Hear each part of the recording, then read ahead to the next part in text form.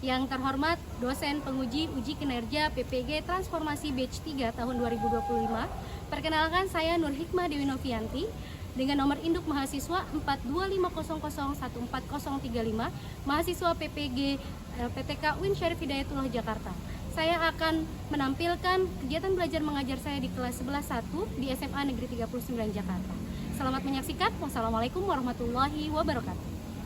Assalamualaikum. Waalaikumsalam warahmatullahi wabarakatuh. Baik, silakan disilakan.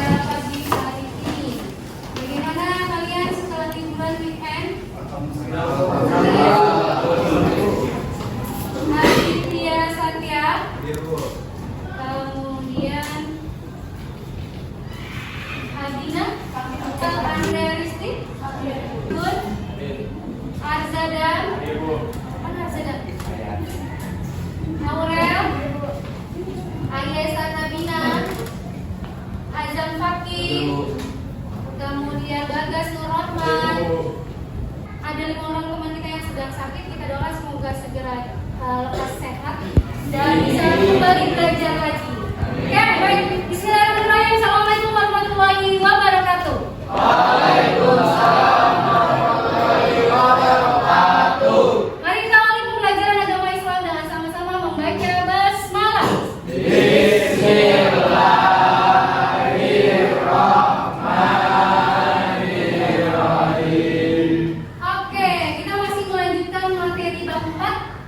Hari ini kita akan simulasi, sudah siap? Sudah siap ya? Oke, kemarin ada 3 pilar dalam menebarkan Islam. Silakan bisa dilihat. Ada yang pertama apa? Yang kedua? Berarti sudah bisa mempersiapkan apa sih yang mau disimulasikan hari ini. Boleh kamu baca teks? Boleh. Tapi dengan catatan tidak melihat teks terus. Boleh dengan membaca ayat Qur'annya. Oh, masa Assalamualaikum warahmatullahi wabarakatuh? Gak mungkin kan? Saya ngajak kalian Assalamualaikum warahmatullahi wabarakatuh, anak-anak sehat.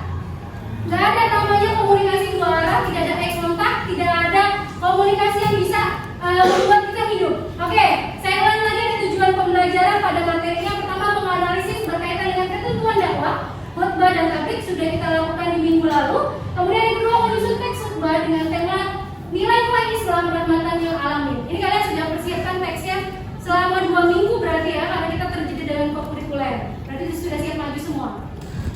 Lalu yang ketiga, menerapkan ketentuan dakwah, khutbah dan tabligh. Berarti kalian diminta untuk kemarin bisa bilang untuk mempraktekkan di depan. Dan terakhir, ada membiasakan sikap menebarkan Islam rahmatan lil alamin. Masih ingat aksi nyata yang saya minta? Sudah selesai? Nanti kita akan lakukan penilaian berkaitan dengan aksi nyata ini. Oke, sekarang saya sudah menyiapkan sebuah sticky note di meja kalian berkelompok. Coba dituliskan, dibagikan dulu per orang satu kertas. Ditulisnya boleh agak besar, boleh yang penting terlihat. Kalau tidak bisa ditempel tidak apa-apa. Silakan nanti dibacakan saja bergantian.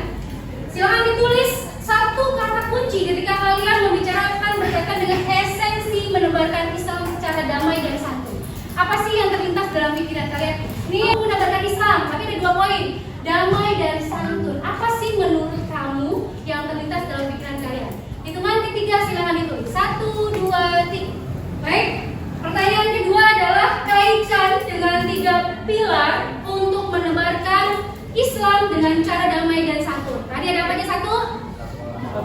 Suaranya keras kenceng banget. Ismi, 1 apa Ismi? Yang kedua Muhaina. Khutbah, ketiga Tiara. Tabligh. Silakan. Poin kedua silakan kalian tuliskan kaitkan dengan bagaimana berkhutbah, berdakwah dan melakukan tabligh. 1, 2, 3 silakan ditulis. Zakia, apa Zakia? Yang nomor 1. Tidak memiliki musuh. Oke. Ismi, apa Ismi? Nomor 1 Ismi. Belum. Umairan. Sidik, jujur. Kalau Tiara, amanah. Danishi, hati tenang. Aditya, sesuatu yang laksana. Argun, mudah diterima. Sebelumnya bahwa kalian berpikir berkaitan dengan menebarkan Islam secara damai dan santun, tadi ada sesuatu di sana. Tadi apa, mengatur waktu. Nanda sudah bilang apa? Sopan. Ada sidik. Ada tadi dijawab apa? Saya lupa. Berkah. Tadi Aurel, menyenangkan dan menenangkan. Oke, yang kedua, kaitkan dengan 3 pilar: dakwah, tabligh, dan khutbah. Sudah, Pak Dir? Kalau saya untuk menjalankan 3 pilar tersebut harus kita menjadi role model dulu atau menjadi suatu. Balik lagi seperti awal ya, bahwa kita harus menjadi role model atau uswatun hasanah. Sebenarnya berkaitan dengan aksi nyata yang sebelumnya, yang saya minta kalian itu diharapkan bisa jadi role model di sekolah ini. Oke, silakan kumpul berkelompok terlebih dahulu. Boleh bergeser bangkunya. Kalian duduk berkelompok terlebih dahulu. Silakan diskusikan berkelompok dengan teks yang sudah kalian punya, dengan teks yang sudah kalian siapkan. Carilah 3 tema dari teman sekelompok yang menurut kalian relate banget dengan Gen Z. 3 saja. Baik, hitungan ketiga dimulai. 1, 2, 3. Apa? 3 tema yang menarik di kelompok kamu. Yang lain boleh didengarkan. Oke. Oke. Ada zina. Zina ngapain nih maksudnya? Bukan zina. Oh, larangan mendekati zina ya. Harus diperbaiki. Mau dakwah tentang zina. Berarti kamu ngajarin zina dong. Oke, kelompoknya Rani. Oke.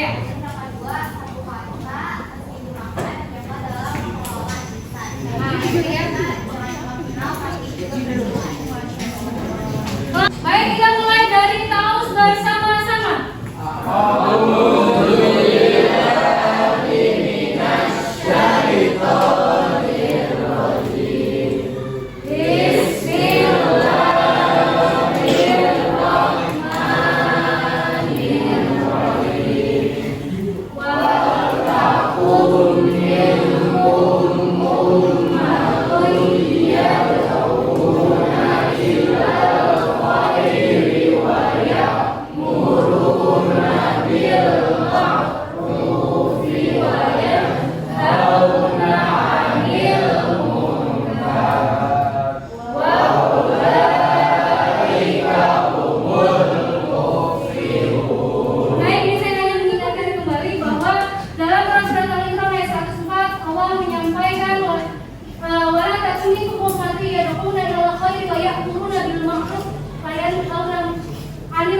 Jadi disuruh kita untuk amar ma'ruf nahi munkar. Amar ma'ruf nahi munkar apa kemarin? Melakukan kebaikan dan mencegah keburukan. Nah, ini kita akan coba untuk simulasi. Saya akan spin terlebih dahulu. Tapi kita lihat salah satu contoh dakwah yang pernah dilakukan.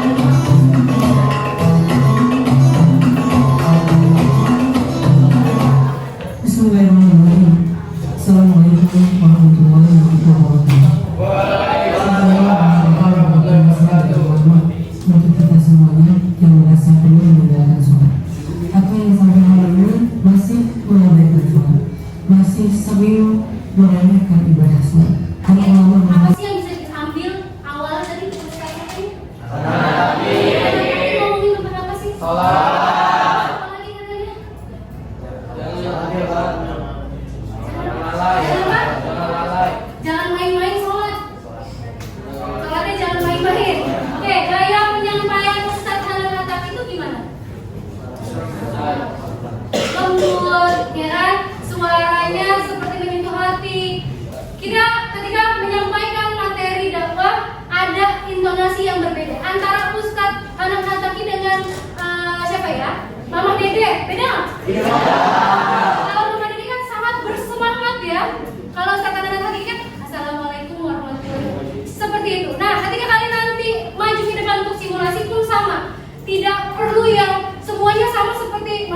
contoh.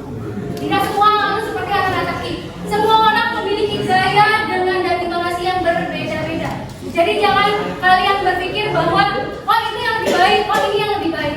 Tidak ada yang seperti itu. Semua orang punya gaya masing-masing. Silakan nanti simulasikan masing-masing kelompok perwakilannya satu orang. Saya akan spill terlebih dahulu siapa yang maju. Mohon ketika sudah maju ke depan, sudah siap dengan properti yang dibawa ataupun yang lain. Assalamualaikum warahmatullahi wabarakatuh. Waalaikumsalam.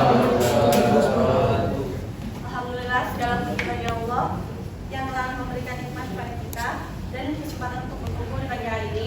Salawat serta salam semoga tercurahkan kepada junjungan kita Nabi Muhammad SAW. Hadirin yang dirahmati Allah, tema ceramah kita kali ini adalah dosa besar merampas kehormatan wanita. Islam sangat menekankan pentingnya menjaga kehormatan wanita, terlebih kaum wanita. Allah Subhanahu wa taala berfirman dalam surah An-Nur ayat 2 tentang hukum bagi zina yang menunjukkan betapa kerasnya larangan Allah terhadap perbuatan yang merusak kehormatan. Rasulullah SAW juga menegaskan dalam sebuah hadis riwayat Bukhari, seorang muslim adalah saudara bagi muslimnya, ia tidak boleh menzaliminya dan tidak boleh membiarkannya disakiti. Memaksa, melecehkan atau merampas kehormatan wanita adalah bentuk kezaliman yang sangat besar. Perbuatan ini tidak termaksud zina tetapi juga penganiayaan yang menimbulkan luka batin dan trauma bagi korbannya. Pelakunya mendapatkan ancaman keras dari Allah Subhanahu wa taala dan termasuk golongan orang-orang yang berbuat kerusakan di muka bumi.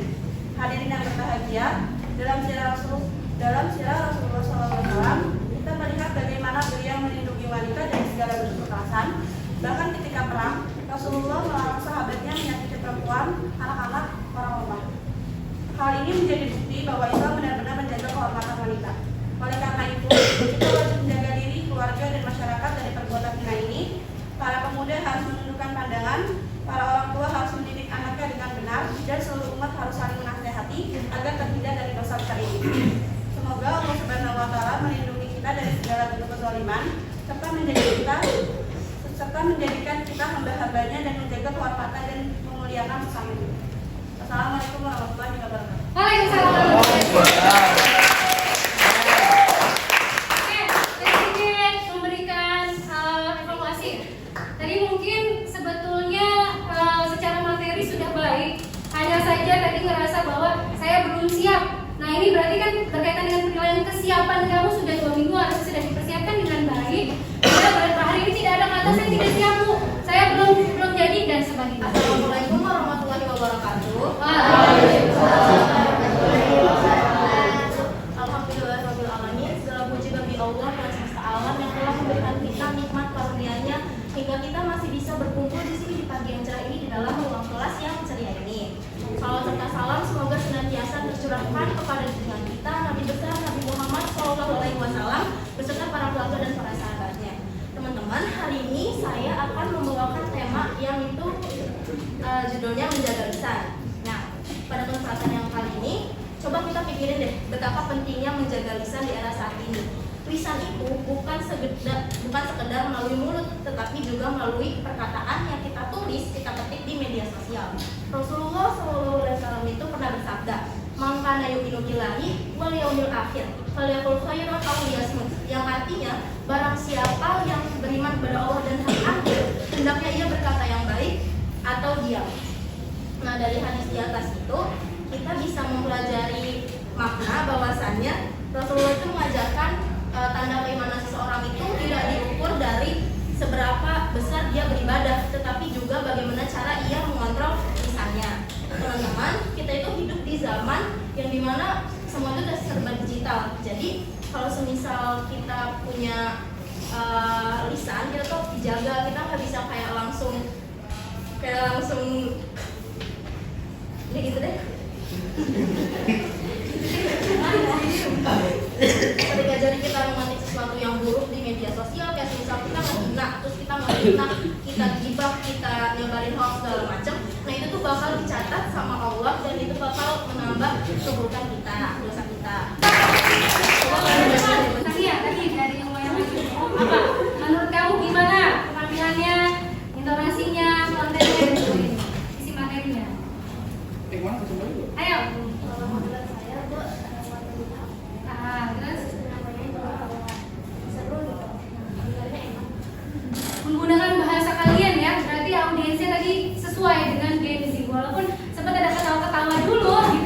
Bismillahirrahmanirrahim.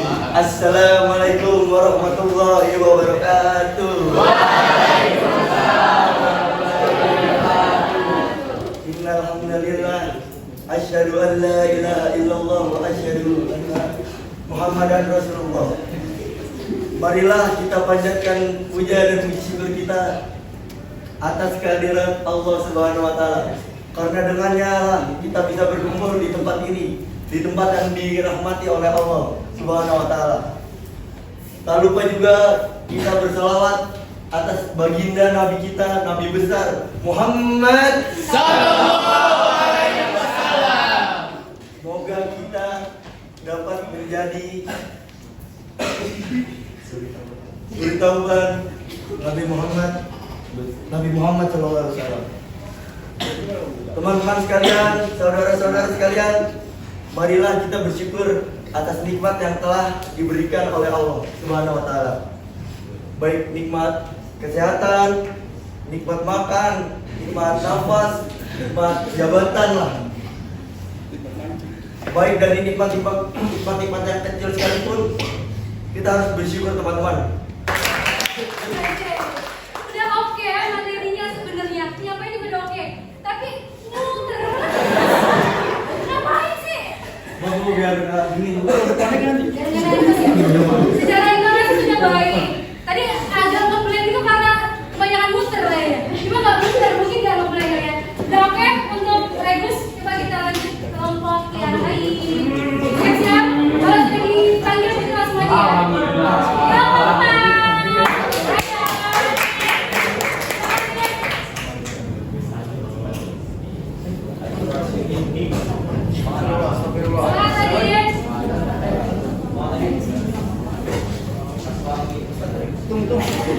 Iya, Bacanya terus. Assalamualaikum warahmatullahi wabarakatuh.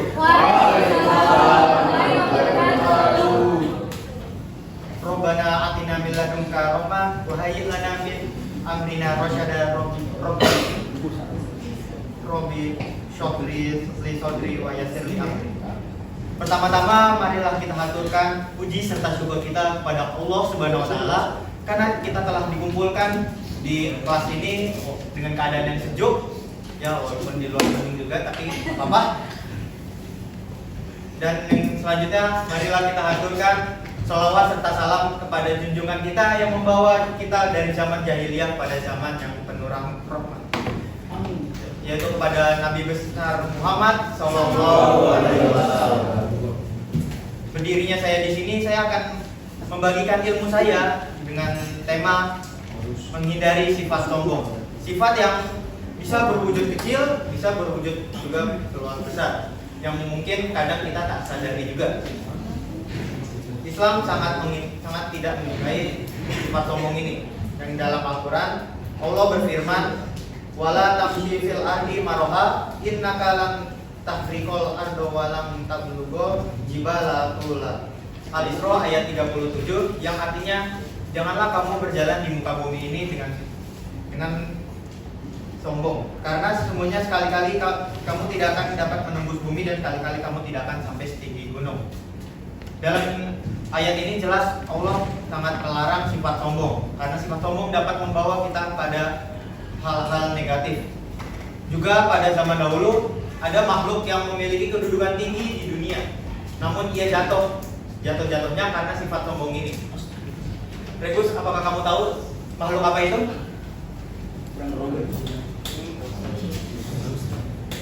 Gak tahu Ustaz. Gak tahu nih. Gak Ustaz.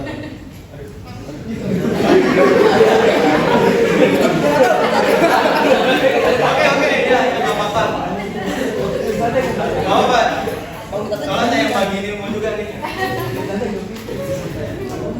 Jadi, makhluk yang saya maksud itu iblis. Astagfirullah. Ya, astagfirullah, alhamdulillah. Nah, nanti tahlilan. Nah, dulu tuh iblis itu salah satu makhluk yang paling mulia sebelum Nabi Adam diciptakan. Iblis itu yang dulu tuh memegang bumi lah gitu sebelum Nabi Adam. Lalu Nabi Adam diciptakan dan kalian tahu kan yang cerita ya ada di Al-Quran juga, surat Al-Baqarah ayat 34, terus saya baca dulu. Ya artinya, dan ingatlah ketika kami berfirman kepada malaikat, sujudlah kalian kepada Adam, maka sujudlah mereka kecuali iblis. Ia enggan dan sombong, dan ia termasuk golongan yang kafir. Dalam ayat ini dijelaskan bahwa iblis tidak mau bersujud kepada Adam. Sujud di sini berarti menghormati itu. Itu diperintahkan oleh Allah Subhanahu Wa Taala. Iblis itu nggak mau karena dia tuh merasa bahwa dirinya tuh lebih punya power lah, lebih tinggi gitu loh. Dia tuh terbuat dari api, sedangkan Adam terbuat dari tanah. Dan kalian tahu nggak arti sombong itu apa sebenarnya? Nggak tahu Pak Ustaz. Nggak tahu. Mungkin Nandang tahu? Sombong. Nggak tahu. Dia tahu Pak Ustaz? Tahu Ustaz. Nggak tahu. Oh berarti nggak pernah sombong kayaknya deh. Kalau Sultan tahu? Oke, kalau Sultan itu baik orangnya. Sombong itu lebih berbangga-bangga atau lebih merasa lebih ada gitu. Kita kayak punya sesuatu yang melebihi dari orang lain, dan itu lebih cenderung ke merendahkan juga pada yang lain. Semoga kita di sini tidak pernah bersifat sombong, karena sombong itu sangat negatif sekali. Nah, sombong karena cerita tadi beberapa tokoh menyebutkan bahwa sifat sombong itu juga adalah salah satu dosa pertama yang muncul di dunia. Nah, lanjut. Seiring berkembangnya zaman, manusia kan membangun peradaban tuh. Nah, kalian tahu nggak Nabi Musa alaihissalam? Tahu. Nabi Harun alaihissalam? Tahu. Kitabnya apa? Taurat. Nah, bagus. Tepuk tangan dulu dong. Jangan sombong, jangan sombong. Jangan sombong. Astagfirullah.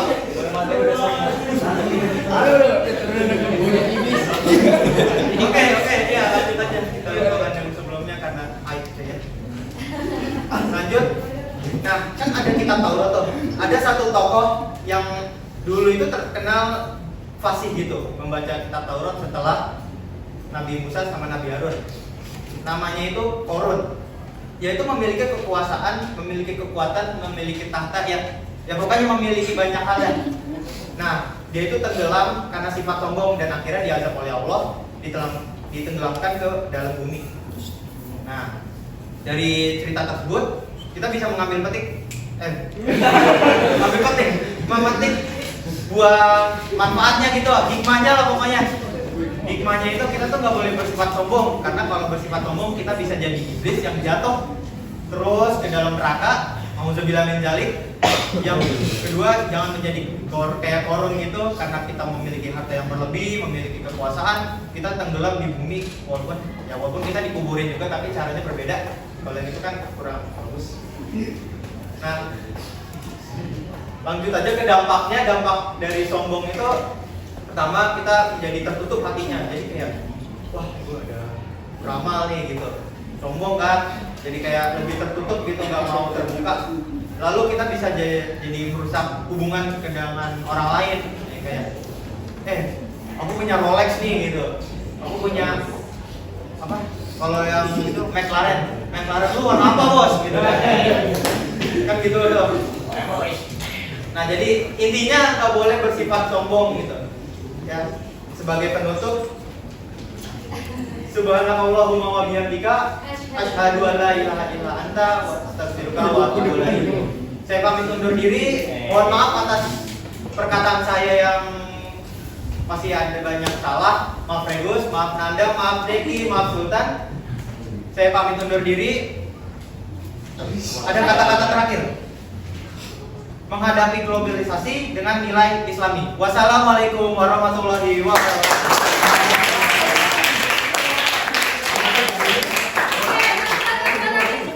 Satu kata buat tadi pemahiran. Keren. Satu kata buat tadi. Hebat. Ayo, mantap. Kamu. Satu kata buat tadi. Bagus, Sultan. Gacor. Oke. Baik. Siap-siap. Azan dan Assalamualaikum warahmatullahi wabarakatuh.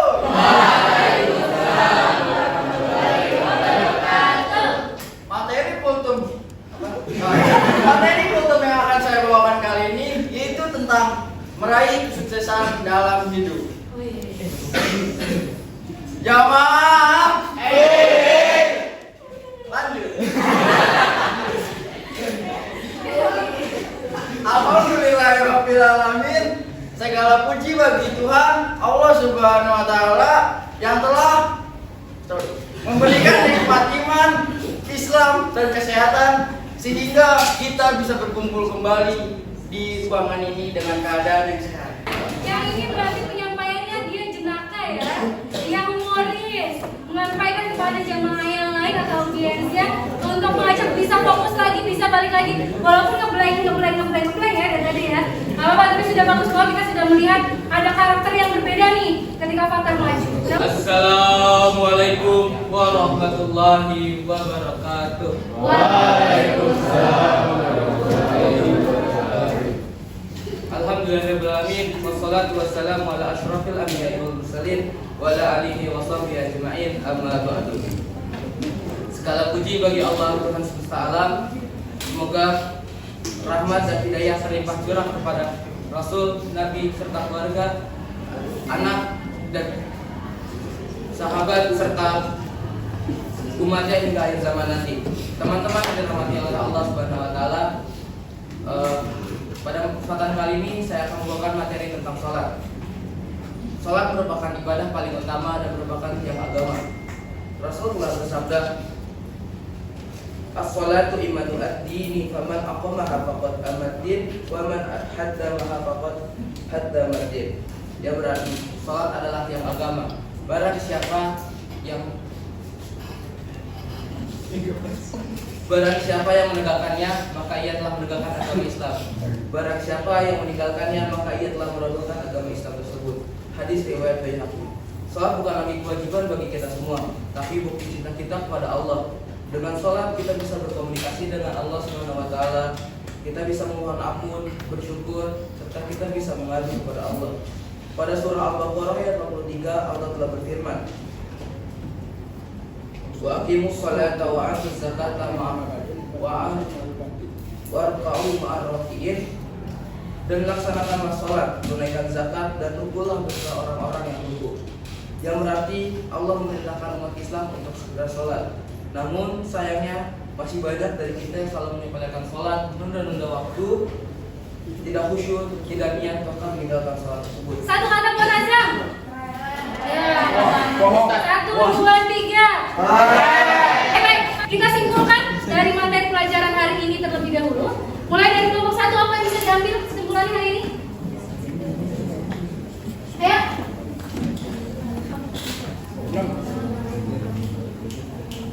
Satu, dua, tiga. Ya, skip kelompok 2. 1, 2. Ayo. Ya, kesimpulannya apa?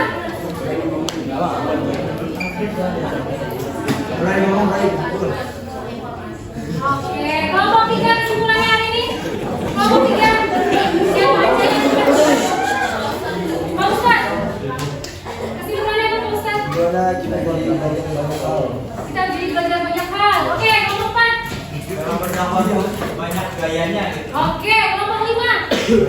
Ada Nanda, Dafa, Azadam, Yayesa, Aurel. Apa kesimpulannya? Kita belajar hari ini.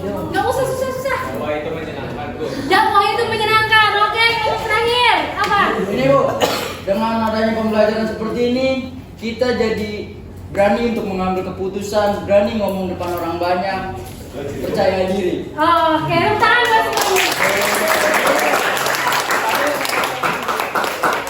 Poinnya adalah bagaimana kita mau untuk menebarkan kebaikan walaupun dari hal yang kecil, mulai dari diri sendiri dan mulai dari saat ini. Oke, baik. Pembelajaran hari ini akan kita tutup dengan evaluasi. Silakan diambil handphone. Tenang, soalnya nggak susah. Yo, duluan Pak Ustadz, ambil handphonenya berapa? Sampai nggak undangan? Sampai. Boleh diganti profilnya, namanya Rai, Tiara, jangan pakai nama-nama yang nggak.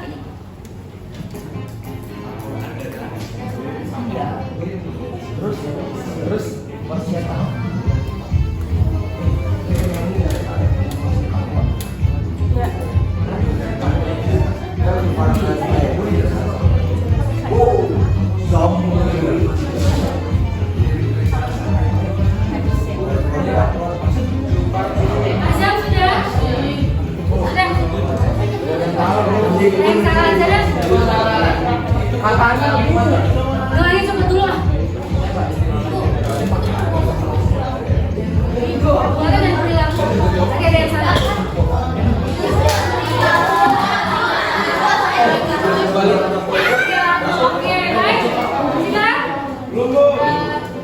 Siapa Abdul sudah? Belum. Istri sudah? Sultan? Pertama Bu. Ya. Tadi pertanyaan yang paling sulit apa? Gak ada ya, gampang semua ya? Pertanyaan yang paling sulit apa dari Syekh? Ini Bu. Apa?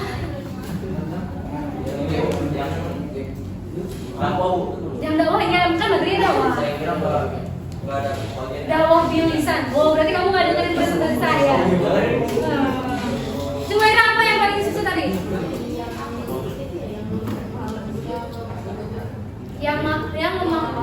Yang